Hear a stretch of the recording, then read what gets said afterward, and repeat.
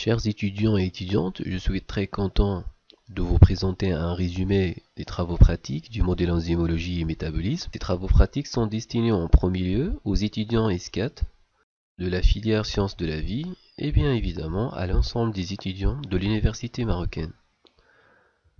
Alors, ce TP est principalement constitué de deux parties. La première partie consiste à présenter un aperçu des généralités sur l'invertase et la deuxième partie est consacrée à l'extraction de l'invertase et la préparation de la solution enzymatique pour les études cinétiques.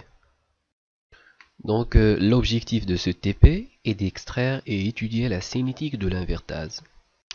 Donc l'enzyme de l'invertase, il va connaître le substrat qui est tout simplement le saccharose, qui est un déoloside qui résulte de la liaison de deux oses par leur extrémité réductrice, ce qui en fait appeler un sucre non réducteur. Donc l'invertase, il va transformer ce substrat qui est le saccharose en quantité équimolaire de glucose ou de fructose. Ce mélange de déglucose et du fructose constitue ce qu'on appelle les sucres invertis. Et ces sucres invertis sont caractérisés par un goût trop sucré par rapport au substrat qui est le saccharose. L'enzyme qui est l'invertase, il va couper les liaisons alpha 1 et au niveau du glucose et les liaisons alpha bêta 2 au niveau du fructose. Donc, étant une bêta-fructofuranozidase, l'invertase va reconnaître aussi d'autres substrats, à savoir le raffinose, qui est un bêta-fructofuranozide, et il va couper la liaison à ce niveau-là. Et bien évidemment, il existe d'autres sucres de type alpha-glycoside qui ne possèdent que des liaisons alpha comme le maltose. Il faut signaler évidemment que cette enzyme a plusieurs applications. Les abeilles utilisent cette enzyme pour fabriquer du miel et qui dit miel dit fructose et glucose. Aussi, dans l'industrie alimentaire, l'invertase est utilisée pour empêcher la formation d'hydroxyfurfural et les produits bruns, contrairement à l'hydrolyse acide qui favorise et qui génère ces produits.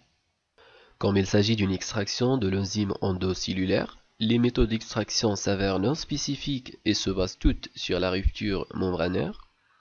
Dans le cas du TP, la levure boulangère est utilisée comme source d'enzymes et une levure commercialisée. L'extraction de l'invertase se fait dans la glace à froid pour ne pas dénaturer l'enzyme et perdre le site actif. L'extraction de l'invertase consiste en la succession des étapes suivantes.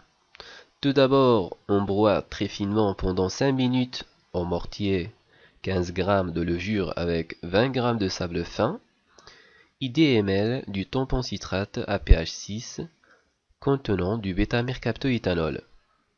Ensuite, on ajoute 15 ml du même tampon citrate et 0,5 du traitant X.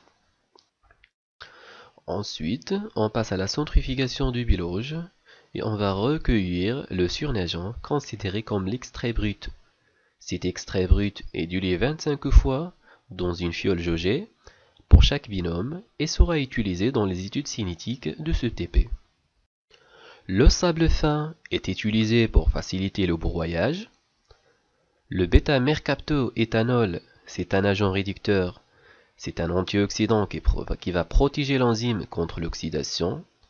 Et le traitant X100, c'est un détergent non ionique utilisé pour solubiliser les lipides membranaires et libérer l'invertase membranaire.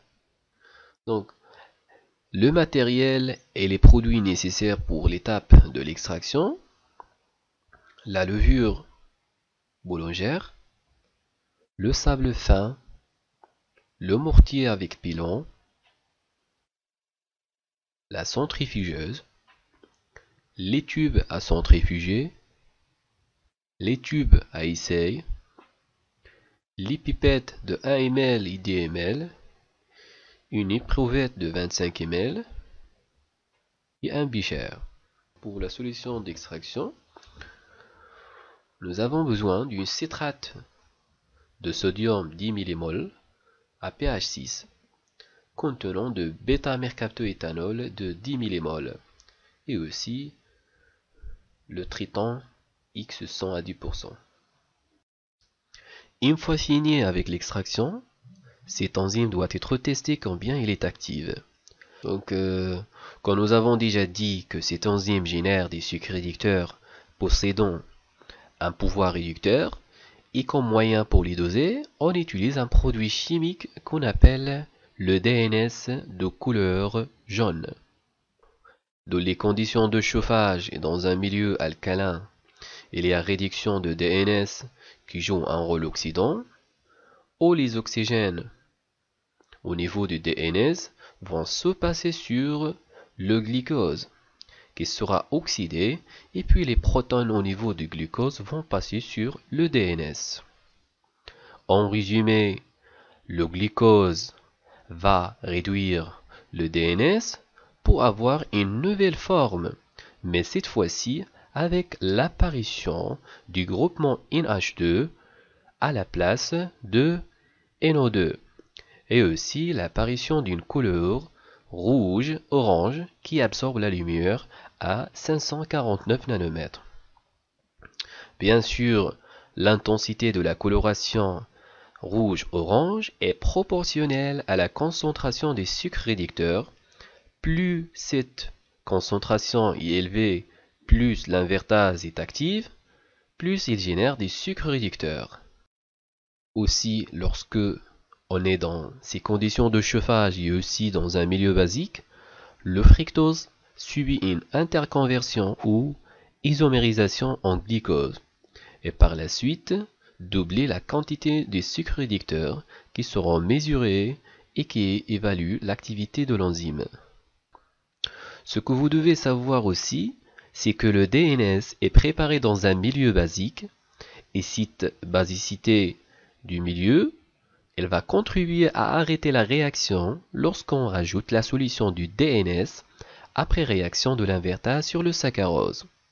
Après cela, vient ensuite le chauffage pour que les sucres réducteurs puissent réagir avec le DNS et puis après on va refroidir les tubes, compléter avec de l'eau distillée et puis on va passer à la lecture au spectrophotomètre.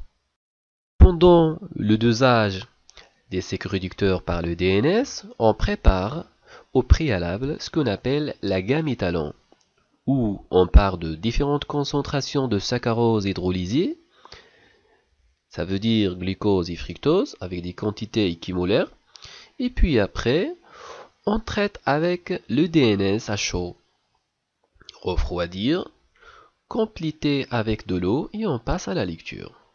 Cette lecture à 549 nanomètres correspond à différentes concentrations au micromole des sucres réducteurs et puis on trace une courbe qui va nous servir pendant tout l'UTP pour transformer tout ce qui est DO dans cette densité optique en concentration au micromole des sucres réducteurs qui témoignent de l'activité de l'enzyme.